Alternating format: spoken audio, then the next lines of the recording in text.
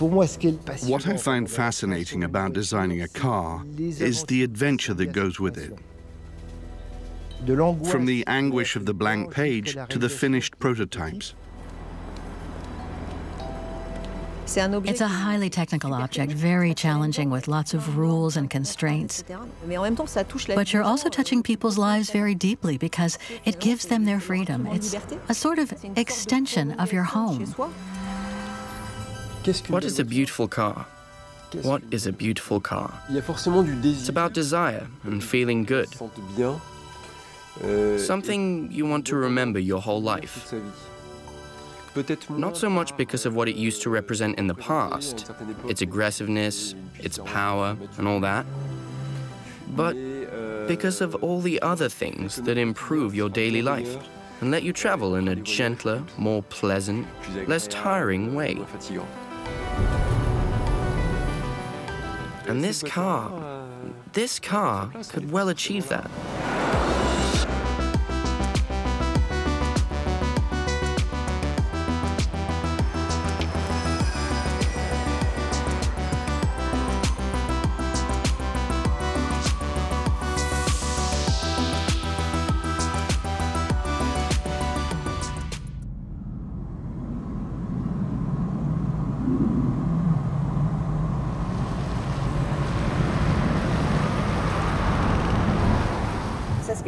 What's really incredible about it is how quiet it is.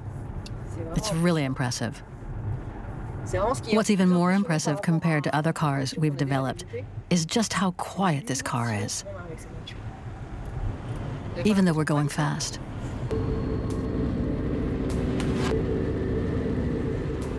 When we launched the DS in 2010 with the DS3, that was the first DS. That was a test to see if customers were interested. So we were reassured when it did well, and the commercial rollout was phenomenal. You have style. In 2011, we started to think about creating a DS brand. When I joined PSA in January 2012, the company was in a tough spot after the automobile crisis of 2009-2010, and we soon realized that the people who bought DS cars from the Citroën product line were different to the typical Citroën customer or the typical Peugeot customer, and that we had an opportunity to meet their needs by creating a new standalone car brand based on the DS. The idea developed, Carlos Tavares joined the group in 2013, and I'll never forget this. One of the first announcements that he made in February or March was, now the PSA Group has 3 brands, Peugeot, Citroën, and DS. Obviously, when you start from scratch, it seems impossible. The question was, how do you establish a brand in a market that never asked for it? We are a French company. By definition, we are not German. And by definition, we have a history, a culture, and an artistic sensitivity that others do not. And that's lucky, because it will help us to express what makes us different. And what makes us different is that uniquely French savoir-faire. My first reaction was that I never imagined this could be a brand. I saw it as another car by Citroën. Probably one of the most legendary cars in automotive history.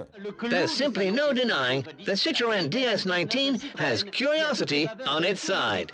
Then in 1955 came the shock, another step into the modern world, the Citroën DS. Eagerly awaited for 5 years, and yet was released still surprising. That car was designed by a sculptor. Not a designer, not by a marketing whiz, but by a sculptor. As you can see on the DS that's just behind me, the outline is remarkable in its fluidity, its simplicity. It's almost like a pebble shaped by the air. It's a very unique, personal, futuristic thing that combined aesthetics, of course, with audacity, technology, and comfort. It was the winning combination, the perfect cocktail that everyone tries to imitate. My first DS memory was with my grandfather. I liked watching it lift up when it started and sink when it stopped. And for me, it was, yes, I think it was the first car that I wanted to drive while making an engine noise. like kids do. I grew up with DS cars, so I have lots of memories of holiday trips.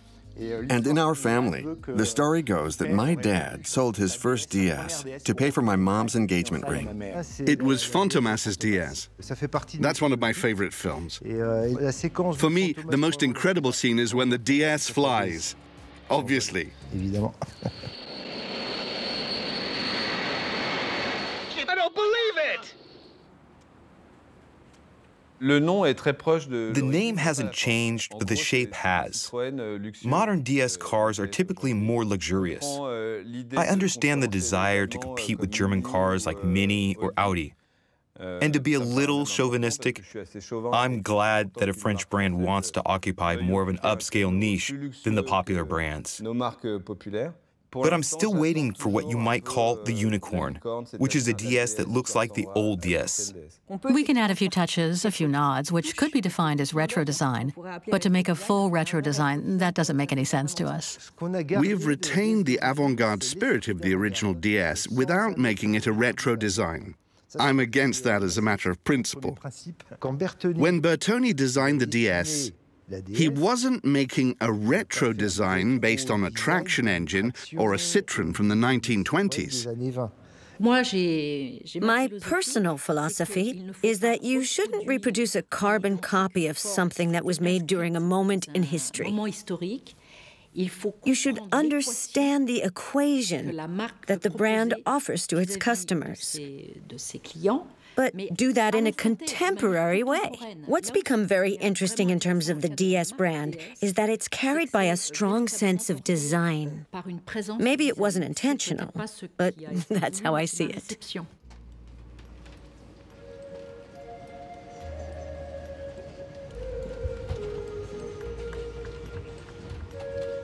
My passion for car design was born out of my passion for drawing.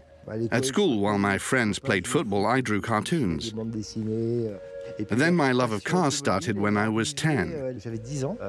It was a little blue car, the Alpine A110, and I fell in love with that little blue coupe. And I combined the two. I like to draw, I like cars. Why not become a designer?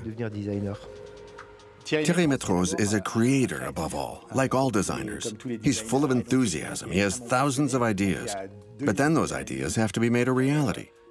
We soon started to work on what's a real DS? What makes a DS? It's not as if you're given total carte blanche, but when you're being trusted to create the brand, the fact is you only get one chance to create a good impression. So that puts a lot of pressure, especially on the first car you make. And here it is, the SUV by DS. The DS7 Crossback is the first of the new DS designs. It's the first in a series of new models to be released over the next 4 years. We can't follow the consensus. If we do, we're dead. We're out of the picture. So we have to make something that stands out. We have to strike a balance between too normal, no one's interested, and this is too extreme for 90% of our customers. One concept car was pivotal for the brand, the DS Divine, which was launched in 2014. It really embodied the DNA of what our style would become, with a strong look that fed into all of our subsequent projects.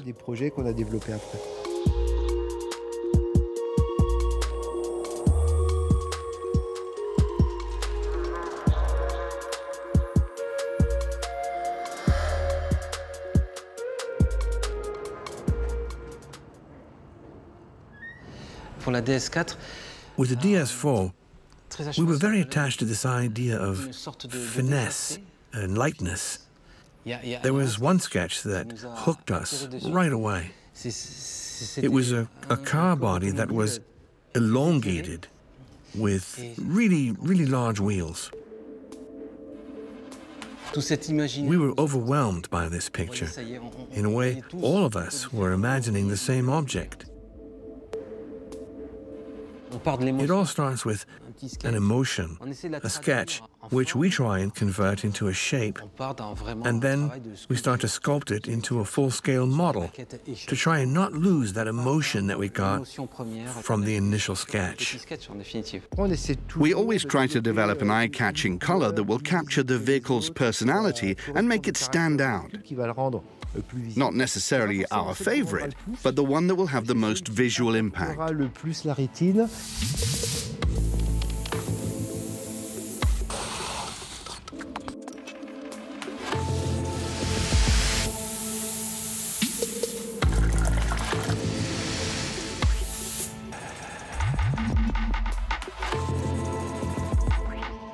Bit by bit, it becomes a vehicle. We try to capture the essence of the sketch and its most striking aspects, and gradually, it becomes a car for mass production.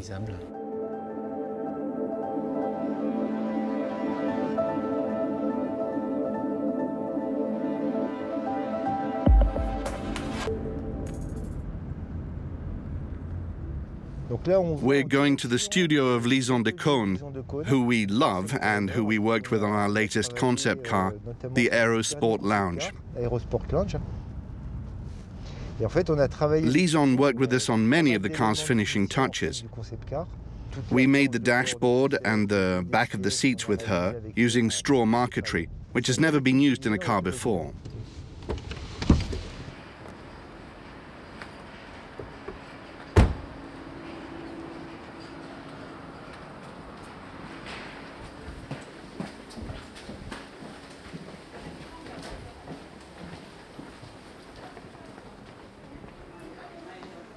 Let me get one to show you. So we take a stick of straw, which is hollow, and we open it by hand. And then we use a tool to flatten it. Once the straw is flat, we have a ribbon, and we stick it in place. It's quite simple, really. You open the straw, flatten it, and stick it. I'm trying not to get any on the leather. I don't know what this is. What's this part for? That's the door handle. Normally, a little finishing piece would go around that, so you don't need to fold it back. Actually, I fold it to reinforce it. To hold it fast. I prefer that the straw, well, it'll be hidden under your piece, but it'll look like the veneer goes all the way across. Absolutely, and you can only do that by hand. By hand, that's right. The raw material is rice straw. When it's a question of design in an artistic sense, in terms of experimentation in the workshop, where you work with a material and refine it, that's something demanding. That's something we do very well here in France. But applying that to cars on an industrial scale, then it gets complicated. There are two sides. The work we do with these exceptional craftspeople who aren't a part of DS, and indeed, we're lucky enough to have a base in Paris so we can meet with them.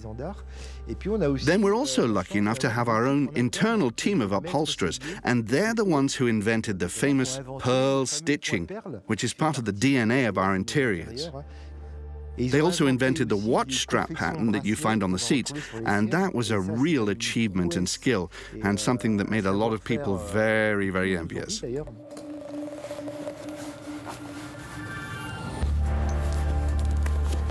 It took me a month and a half to create the watch strap.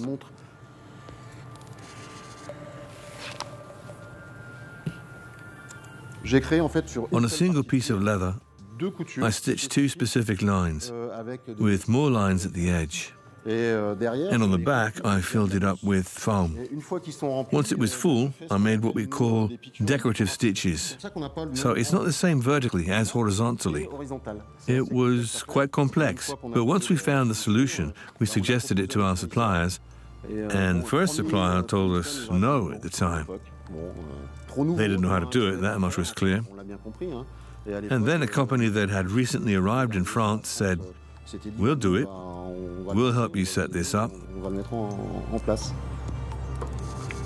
It was incredibly creative work at first. We made the watch strap pattern, We made leather that was burnished, distressed even. We stepped outside of our comfort zone. And so, they appreciated that.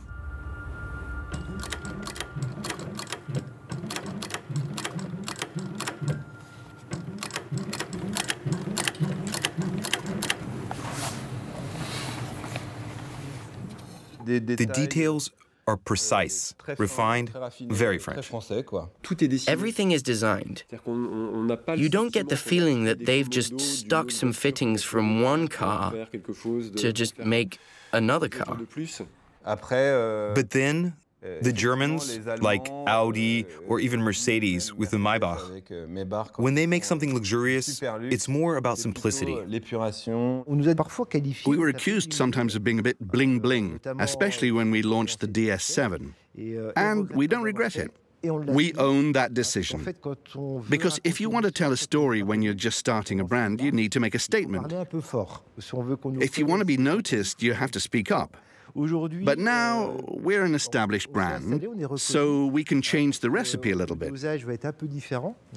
We can be more subtle with what we're saying and bring more refinement to our interiors. And that's a good thing.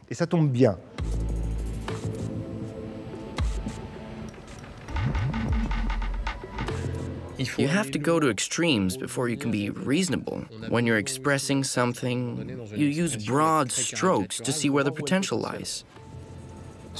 With this car, we really wanted to work on the tactile surfaces. La zone de contact.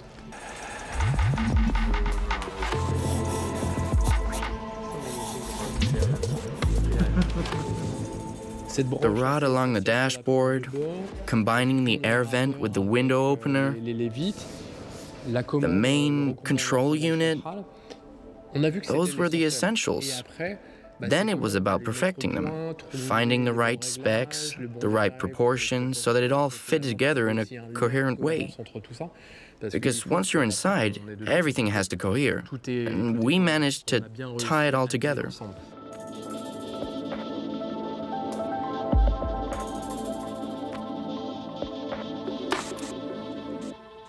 Working on the detail, it was all about balance from the start. And it offered potential, shall we say, to help the brand to stand out from the crowd. Firstly, compared to the company's own brands, but also to other brands, taking that process as far as possible. Only DS does that. And now the DS brand really has become a worldwide ambassador for French creativity. And if we keep that creativity up, soon the world will know it.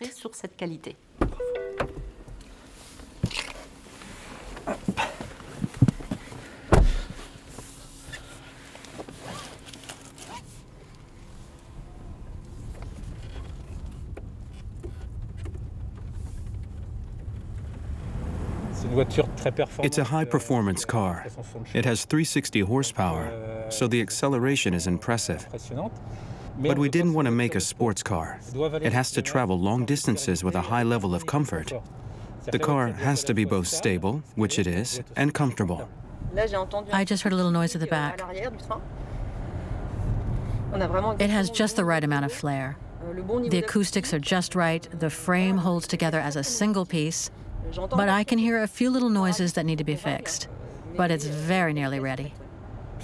Customers may like it as is, but it's not quite ready for DS, so we'll look into that.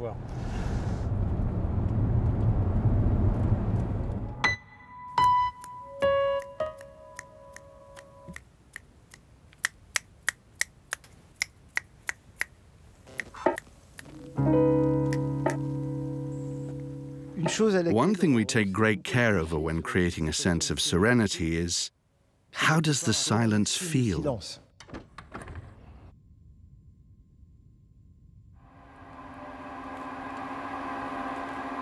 The first thing we're looking for is total silence inside the car. Before we start, others have worked on the engine noise, on the window acoustics, on the frame, which is welded to prevent vibrations. So when we get the car, it's already perfect. But as we put sound through the speakers, we discover other vibrations, which we fix before refining the audio system. And once that has been done, we start listening to music.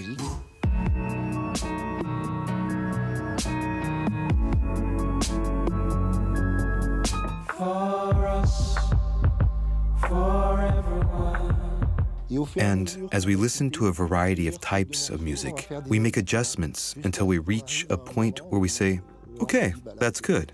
Once we can listen to it and say, we can improve on this, then we use a tool that subjectively measures the psychoacoustics. And that lets us assign a grade from 0 to 10 and find out if we've achieved our aims. What grade did the DS9 get? I can't tell you. It's a secret. Do we need silence in our daily lives? Of course we do. But then, I also like cars that make a noise, that have more of a fiery spirit. Not many customers say, I want a silent car. But when you give them the option of a silent car, they're surprised. And before long, they're hooked. It's about well-being. It's about the experience, but which experience? Today, a car is an experience, but you have to ask, what kind? It's all about pleasure, the pure pleasure of driving the car.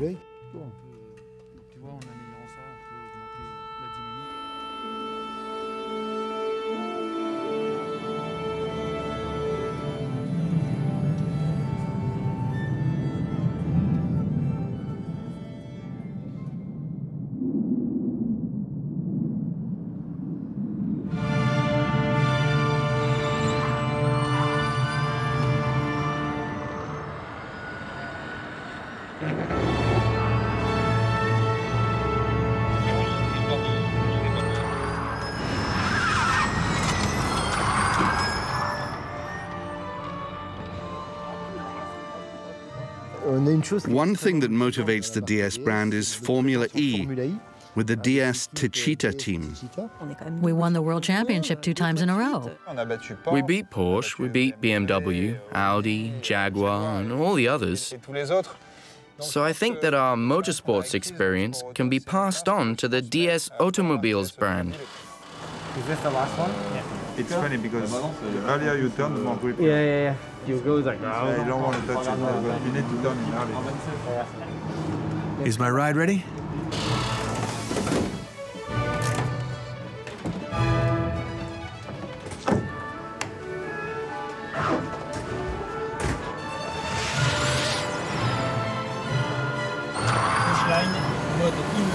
Mode in-lap.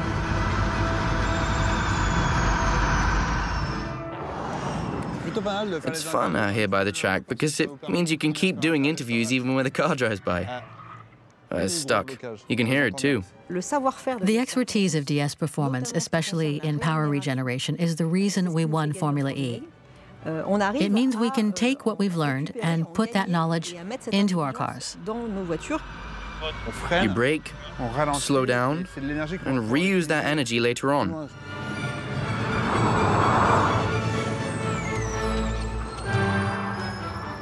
We're a research lab. It's sexy and fun because it's sport. We're competing, but we're also helping cars to progress, to make them greener, more sustainable. That's definitely a good thing for the DS brand and for automobiles in general.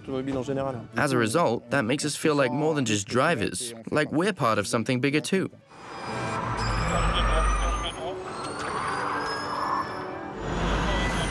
Here we're in the process of turning a DS9 into a performance 4x4. We're adding a speed reduction gear whose technology is similar to the one used in Formula E. So the car has gone from 225 to 360 horsepower.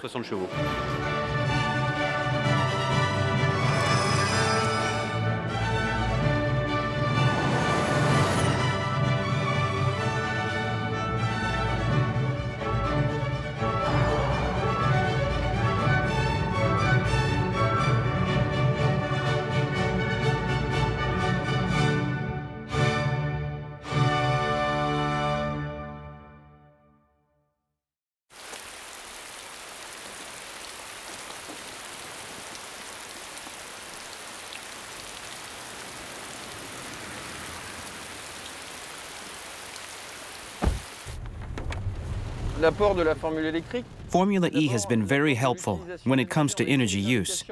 The dashboard shows whether you're using the electric motor or the combustion engine while accelerating. If we brake, it immediately shows you whether you're using the electric motor to absorb the energy or, in the case of emergency braking, if you're using the disc brakes to slow the car. And that information is extremely helpful. It allows us to optimize the car's automation while in electric mode. There's a clear difference. The electric motor is at the back, and it's 110 horsepower. It's in direct contact with the wheels. It gives you the power to accelerate. There are very few other high-performance cars that offer this much power from a hybrid electric engine. So we have about 2 months' work left on the car. 2 months from now, it will all be finished.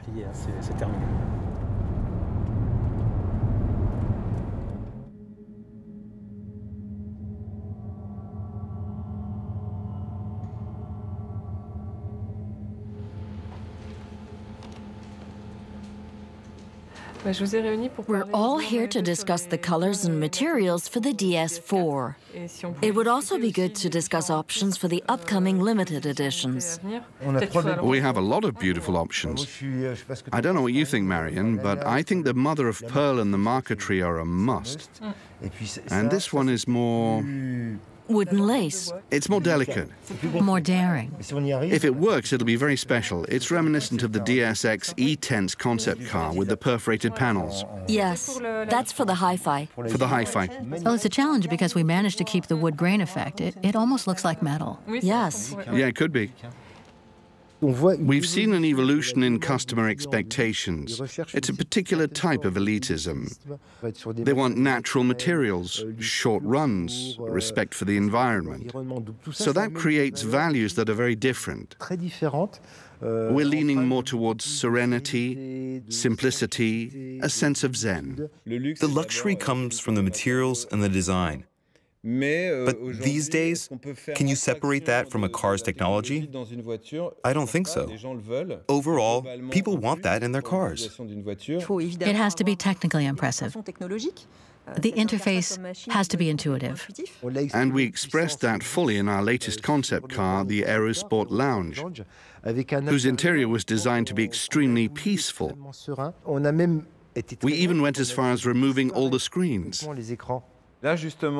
So now, you could say DS has understood the idea of simplicity.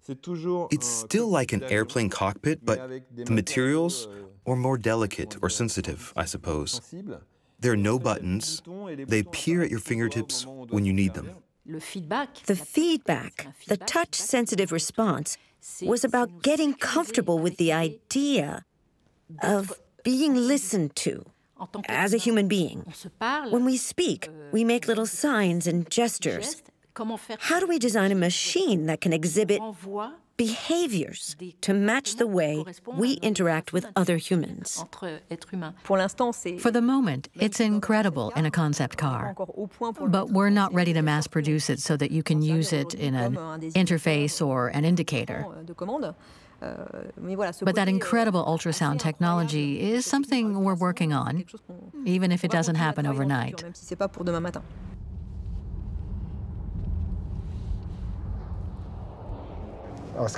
The really exciting thing is that soon, in June, theoretically, we'll be rolling out the first DS4s.